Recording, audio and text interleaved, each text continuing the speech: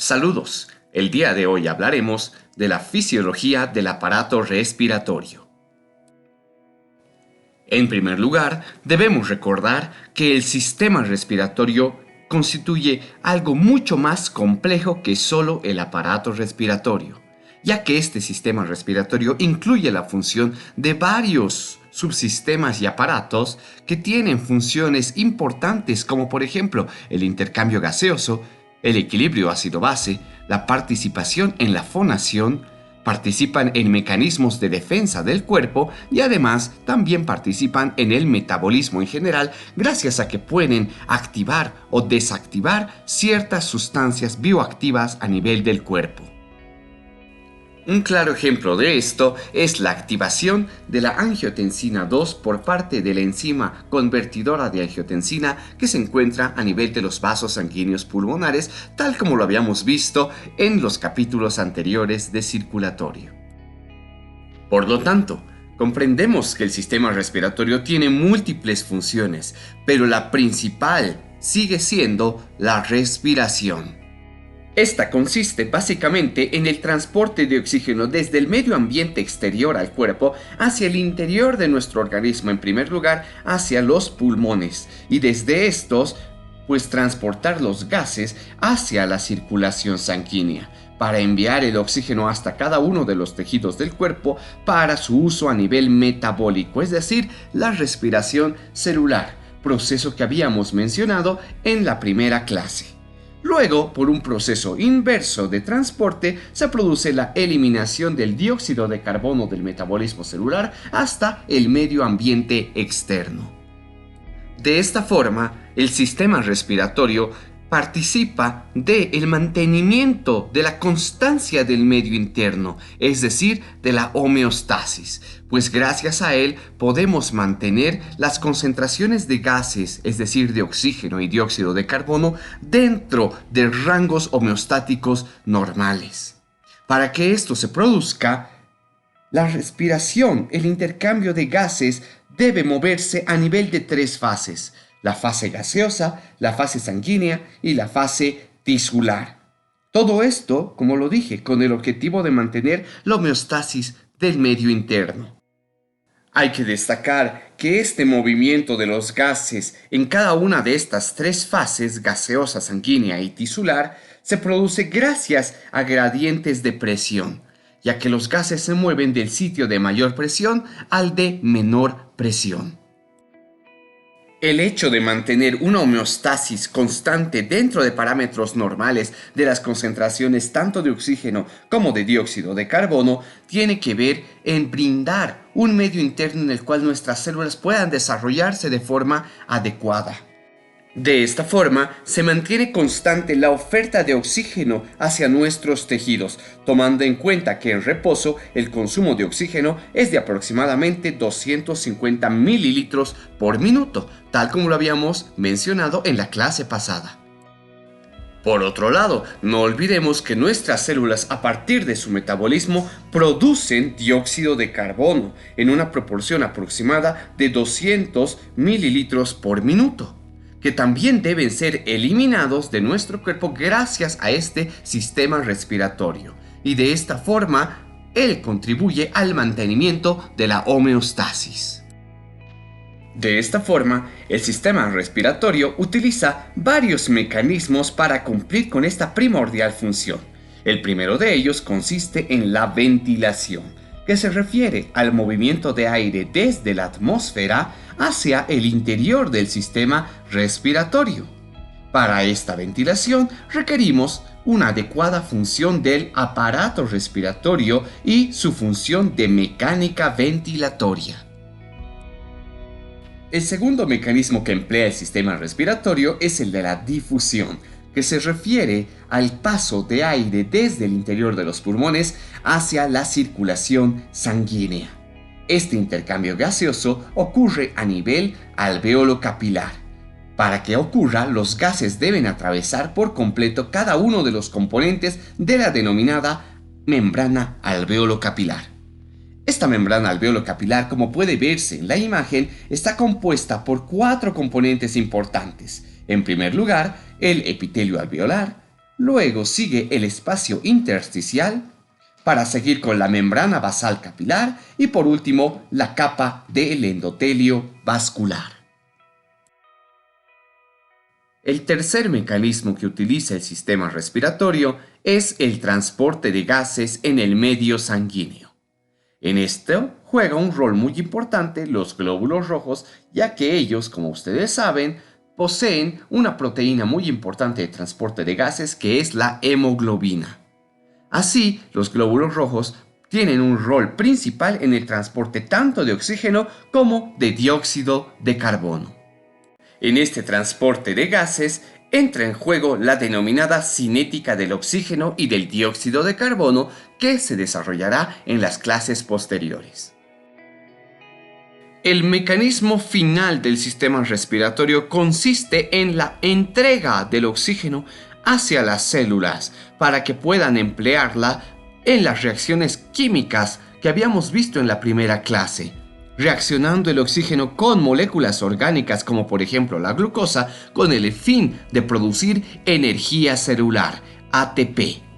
Lo mismo ocurre con el retiro del metabolito, que es el dióxido de carbono, desde las células para ser transportado por la circulación y pues ser eliminado a nivel de los pulmones mediante la expiración.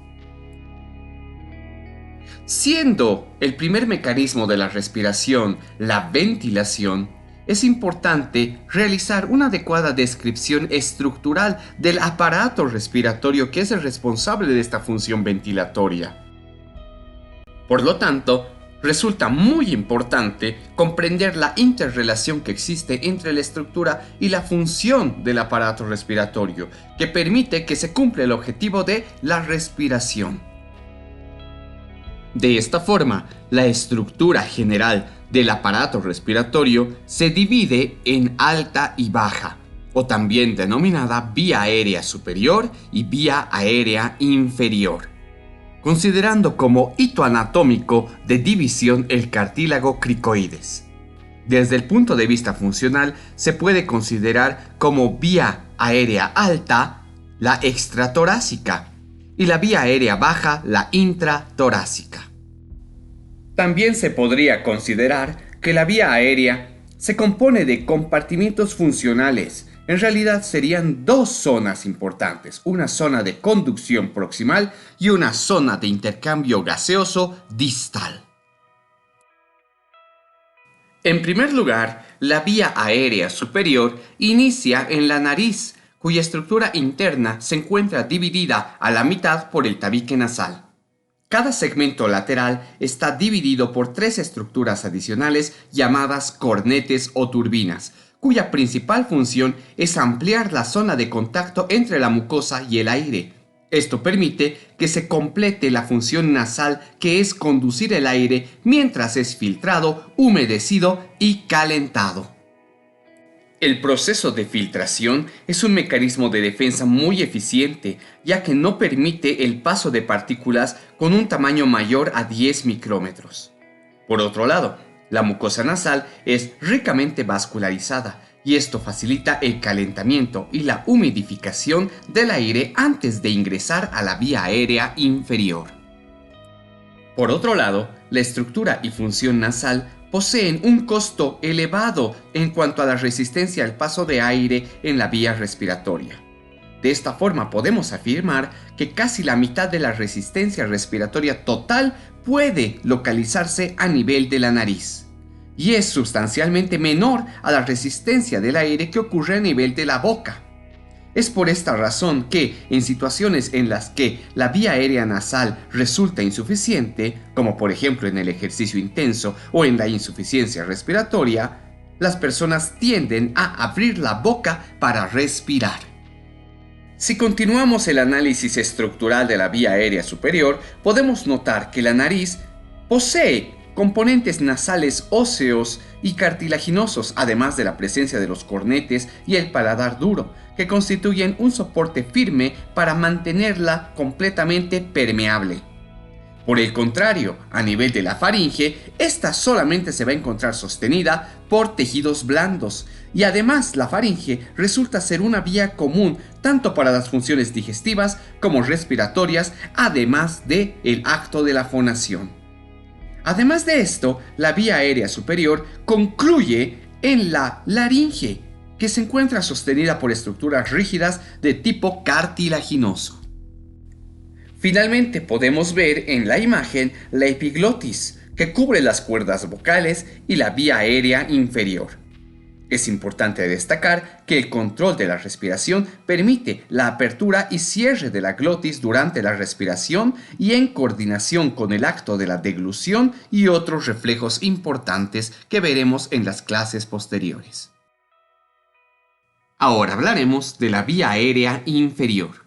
Esta vía aérea inicia a nivel de la tráquea, que da origen a las generaciones subsecuentes de bronquios.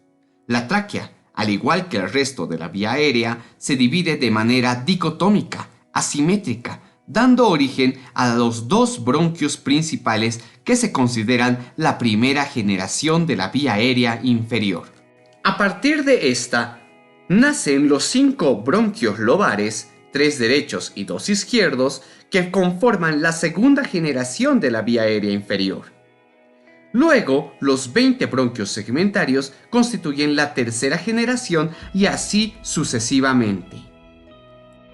Todas estas generaciones de las vías aéreas inferiores las podemos dividir funcionalmente en una zona de conducción y una zona de respiración. La vía aérea de conducción concluye con el bronquio terminal de la generación 16. Las generaciones 17 al 19 corresponden a los bronquiolos respiratorios, cuya función es conducir el aire, pero en sus paredes ya se puede encontrar sacos alveolares. Por último, las generaciones 20 a 22 son los conductos alveolares y las generaciones 23 y 24 corresponden a los sacos alveolares, tal y como puede verse en la imagen. El diámetro de la vía aérea disminuye progresivamente conforme aumenta el número de generaciones, pero el número de segmentos se duplica exponencialmente. Justamente esta tabla grafica los cambios en cuanto al número y la superficie de la vía aérea con respecto al número de generaciones. Podemos ver claramente cómo el diámetro, que se encuentra medido en centímetros, va disminuyendo progresivamente a medida que aumenta el número de generaciones, comenzando con un diámetro de 1.9 centímetros aproximadamente a nivel de la tráquea. Y podemos ver, por ejemplo, a nivel de los bronquios subsegmentarios un diámetro de 0.5, a nivel de los bronquiolos terminales un diámetro de 0.06, de los bronquios respiratorios 0.05 centímetros y por último, a nivel alveolar un diámetro tan bajo de 0.02 centímetros. Por otro lado, podemos ver que ocurre un evento contrario cuando analizamos el área de superficie total de la vía aérea. Por ejemplo, a nivel de la tráquea encontramos que el área total en centímetros cuadrados corresponde a 3. Podemos ver que en los bronquios subsegmentarios esta área ha aumentado hasta 10. A nivel de los bronquiolos a 75, en los bronquios terminales 85 centímetros cuadrados, en los bronquiolos respiratorios 390 centímetros cuadrados y a nivel de los alveolos con un área total de 700 centímetros cuadrados. Por lo tanto, podemos concluir que el diámetro de la vía aérea disminuye progresivamente en la medida que aumenta el número de generaciones. Y cada una de estas generaciones constituye un número de segmentos que se duplica exponencialmente, produciendo una disminución del diámetro en cada segmento, pero a la vez aumentando el área de superficie de la vía aérea respecto al número de generaciones. En base al análisis anatómico que acabamos de realizar, podemos concluir que no todo el aire inspirado logra llegar hasta el alveolo y producir hematosis. Hay una gran cantidad de aire que queda atrapado en la zona de conducción. es el denominado volumen del espacio muerto anatómico. Por lo tanto, aproximadamente 150 mililitros de aire se pierde en este espacio muerto anatómico. Esta cantidad de aire del espacio muerto anatómico también puede calcularse multiplicando 2 mililitros por kilogramo de peso corporal. Después de haber realizado un análisis estructural macro, nos basaremos en un análisis micro. Hay que destacar que estructuralmente la vía aérea está compuesta por la mucosa, formada por el epitelio y su lámina propia de tejido conectivo, además de una capa de músculo liso y finalmente el tejido conectivo periférico, previsto parcialmente de cartílago. El epitelio de la vía aérea es de tipo cilíndrico ciliado pseudoestratificado, con células secretoras de moco. Este epitelio cambia poco desde la tráquea y los bronquios, de mayor calibre, hasta llegar a los bronquiolos. Se acorta gradualmente en generaciones bronquiales más distales. La superficie celular de este epitelio, que está expuesta hacia la luz de la vía aérea, se encuentra cubierta por una capa casi uniforme de cilios, que son organelos que se mueven rítmicamente a una frecuencia de 20 ciclos por segundo. Además, estos cilios tienen una orientación que les permite impulsar la secreción mucosa hacia arriba y al exterior de la vía aérea. A nivel de la tráquea y los bronquios, también existen glándulas submucosas que producen gran cantidad de moco, mismo que va a ser expulsado a través de un pequeño conducto que drena directamente a la luz de la vía aérea. En procesos patológicos como la bronquitis crónica, estas glándulas pueden hipertrofiarse y producir una cantidad excesiva de moco.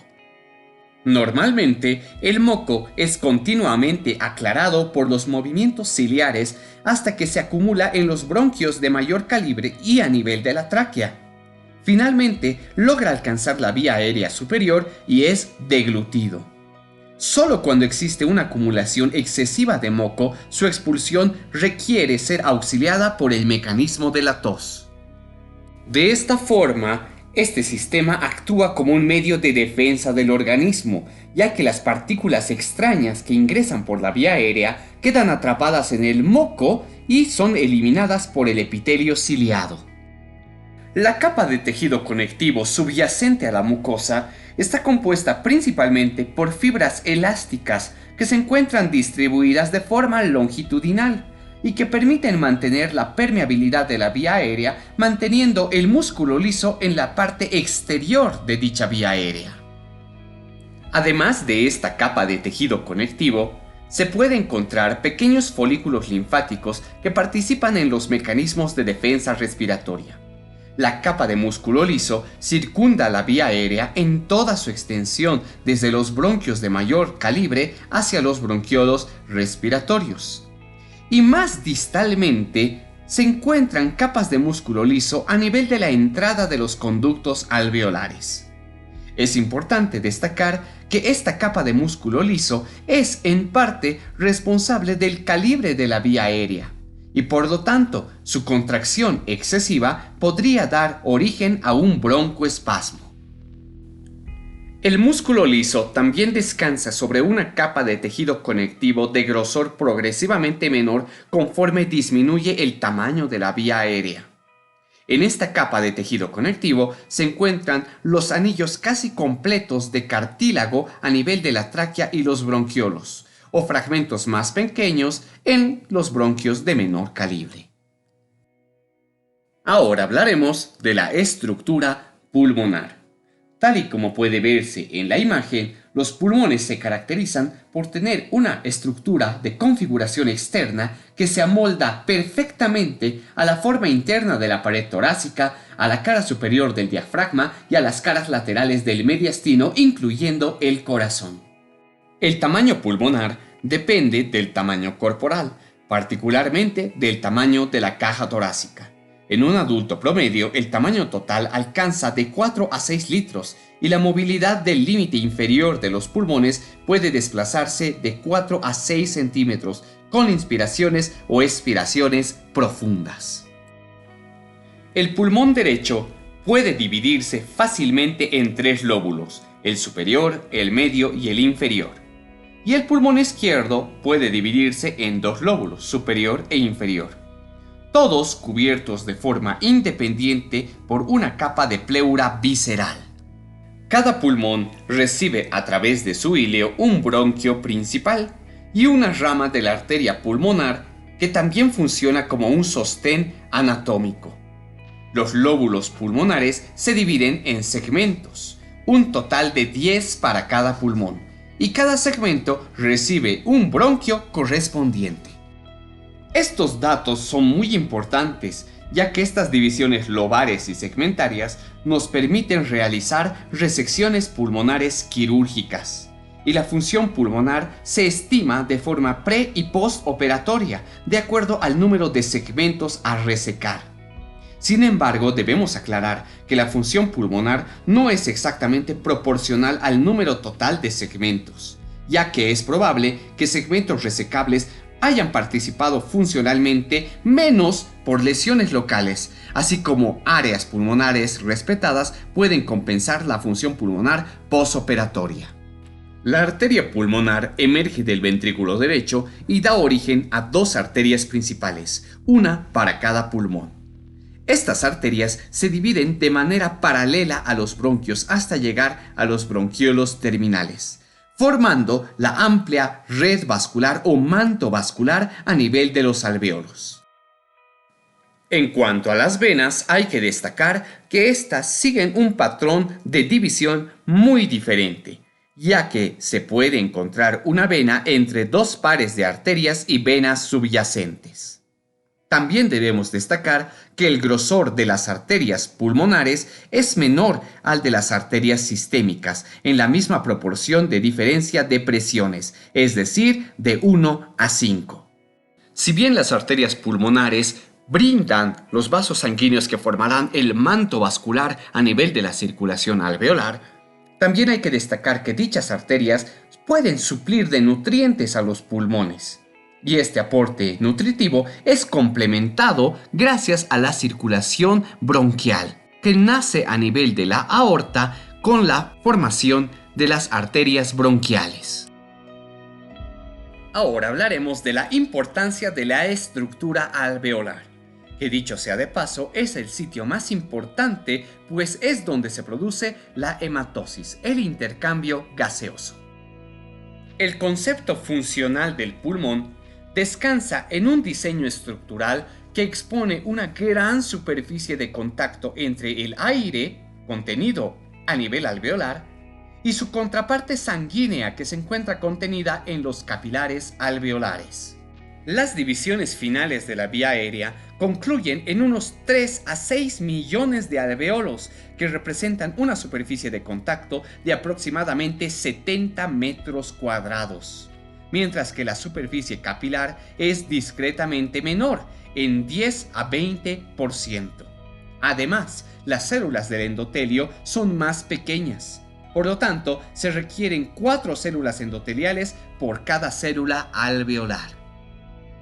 Lo que llamamos parénquima pulmonar está conformado por el epitelio de los alvéolos pulmonares, cubierto por completo de capilares, y entre ellos existe una pequeña separación que se denomina el intersticio pulmonar.